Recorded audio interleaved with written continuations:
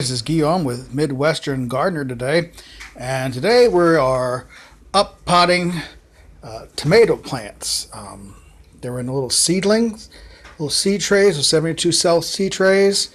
They're a little big for that, starting to get a little lanky. So we need to put them in maybe a couple of 2-inch pots. And well, probably another 2 or 3 weeks they'll be planted out. It's still kind of chilly here. Still got 40s at nights. 70s during the day. One year it actually snowed on May 2nd here in Lake of the Ozarks. And some of these already. This was my White Beauty, Dixie Golden, Anaga Red, Ukraine, Yellow Stuffer, Bazinga. And so I have these few left to do. Roman Candle, Jersey Devil. Just have a couple of the black cherry that came up, a couple of striped cavern.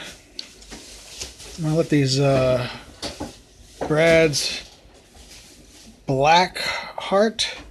That they need to grow a little bit more, and some Brandywine yellow. And so as you can see, some of these are coming up. Some of them are doubled, and I'm going to go ahead and split them up. And the ones that are in there singly, I'll just leave them as they are. And we'll get back to that in just a second. Okay, so we're going to go ahead and get these Jersey Devils out here. I'm going to squeeze this thing to pump them out. See, there's 2 of them in here. And I'm just going to lightly tease them apart. I got some nice root work on these. I'm going to stick my finger there, make a nice big hole. And I'm going to bury them as far up the neck as I possibly can. I'm going to take some more from this one over here and lightly put that down. Again, same thing here. No, let's do this one since I got stuff in it. So stick your finger in there, get it deep, bury it up to the neck, and then that will cause roots to come up out from the stem and make a much more sturdier, stronger base.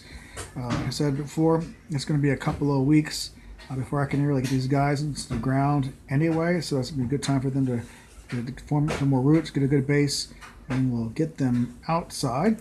And occasionally we got one where there's just one, and hopefully you can get really most of the root there. There we go. That's a good one. And again, even with this, we'll just kind of make our little hole a little wider, a little deeper. We want to bury it up to the neck. Bury a little more. And voila, there you go. And we'll just continue doing that with all the rest of these. And then we'll get them outside and see how they do. That's it. Thank you. It's also very important that anytime once you finish a group of plants that are all the same, that you give them a good label. I'm using just some popsicle sticks I got at Walmart. You get a crash sticks, 1,000 pack. These are simply temporary ones though, because these will bleed and fade in the sunlight if you're going to try to keep track of them once you place them outside. So just realize that. You might want to get some plastic ones later on before you put them outside. Alright, that's it. And here are all the tomato transplants.